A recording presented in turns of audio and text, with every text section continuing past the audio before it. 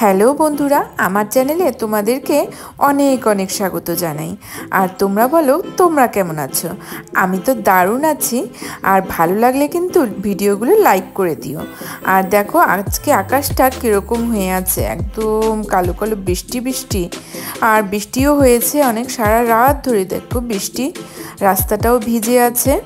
আর গাছগুলো আমার মনে হচ্ছে খুব আরাম পেয়েছে, ভালো হয়েছে। আর দেখো একটা টমেটো গাছও হয়েছে। সকাল 8টা বেজে গেছে, টিফিন তৈরি করার সময় কিন্তু হয়ে গেছে। হাজবেন্ড বলল আজকে ফেনা ভাত আর ডিম পোচ নেবে, তার জন্য চাল ডাল ভালো করে ধুয়ে নিয়েছি। তারপর এর মধ্যে পেঁয়াজ কুচি আর দুটো কাঁচা লঙ্কা দিয়ে আর নুন দিয়ে এটা সেদ্ধ হতে দেবো, মাত্র একটা সিটিই দেবো। আর এদিকে ডিম পোচটা ভেজে নিচ্ছি।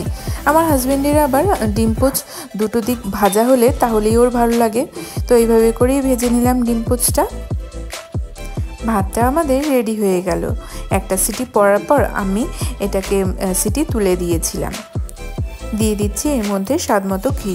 তোমাদের যে পরিমাণ ঘি পছন্দ সেই পরিমাণই দিও, আমি এরকম দিলাম। ঘি দেওয়ার পর হাতা দিয়ে আমরা ভাতটাকে একটু ভালো করে মেখে নেব। ভাতটা মাখা হওয়ার পর আমি এটা টিফিন বক্সে ভরে নিচ্ছি। এই টিফিন বক্সে ভাত মোটামুটি গরমই থাকে, তো এই ভাতটা কিন্তু খেতে টেস্টিই লাগে ওর। ডিম পোচটাও সাথে দিয়ে দিচ্ছি। আমার টিফিনটা রেডি হয়ে গেল, এবার আমি ঢাকনা বন্ধ করে দিচ্ছি। অফিস যাওয়ার পর আমি স্নান করে পুজো দিয়ে নিলাম। আমার ভিডিওগুলো ভালো লাগলে লাইক করে দিও। এবার দুপুরে রান্নাটা করে নেব, তার জন্য মাছগুলো ভালো করে ধুয়ে হলুদ আর নুন মেখে নিলাম। প্রথমেই কড়াইতে তেল দিয়ে মাছগুলো এক এক করে ভেজে নেব। তেলটা ভালো মতো গরম হলে দিয়ে দিচ্ছি পাবদা মাছ। প্রথমে পাবদা মাছগুলো ভাজবো, তারপর চিংড়ি মাছগুলো ভাজবো। এক এক করে মাছগুলো দিয়ে দিচ্ছি। আমার কিন্তু পাবদা মাছে খুব ভয় করে, তাই একটু দূর থেকেই ছাড়ছি। মাছগুলো ভালো করে দুপাশ ভাজা হলে এটা তুলে নেব। বাকিগুলো দিয়ে দিচ্ছি।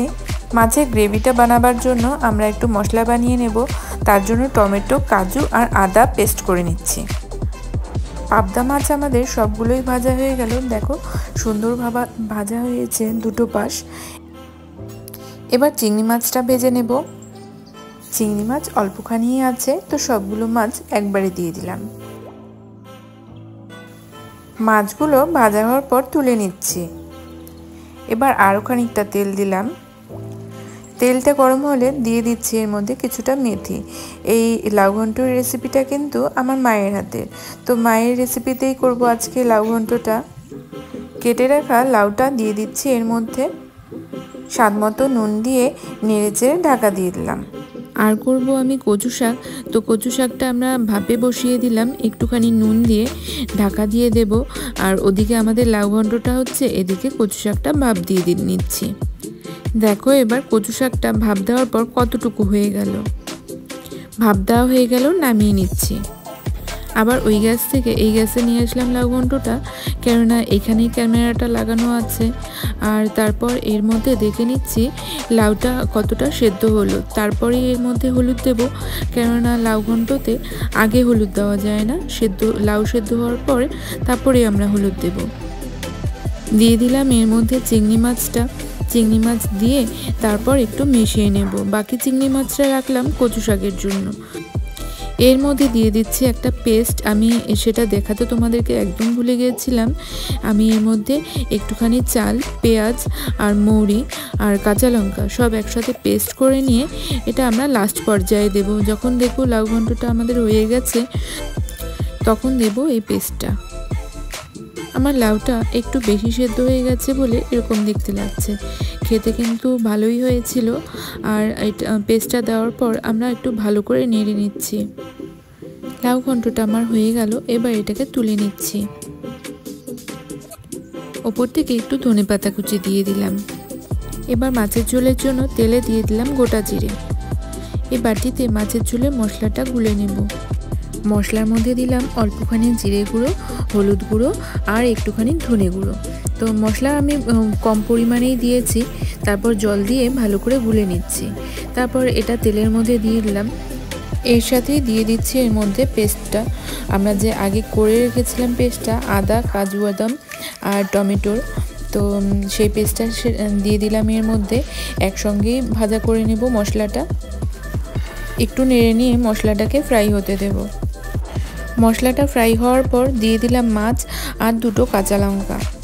তো মেয়ে ঝাল খায় না বলে আমি 2টোই কাঁচা লঙ্কা দিচ্ছি আর মাছটা দিয়ে একটু নেড়ে নিচ্ছি মশলার সাথে। ঝোলটা আমি মাখামাখাই করব, তো খুব বেশি জল দিচ্ছি না, 1 বাটি পরিমাণ জল দিচ্ছি। আবার এই বৃষ্টি ওয়েদারে কেন জানি চা খেতে মন চাইলো, তাই একটু চা বসালাম। ওদিকে রান্না হতে হতে আমার চাটা কিন্তু হয়ে যাবে। দেখো চাটা আমার হয়েই এসেছে, এবার এটা ছেঁকে নিচ্ছি। আমার একটু কড়া কড়া চা পছন্দ, কড়া চার জন্য ভালো করে জাল করে নিচ্ছি।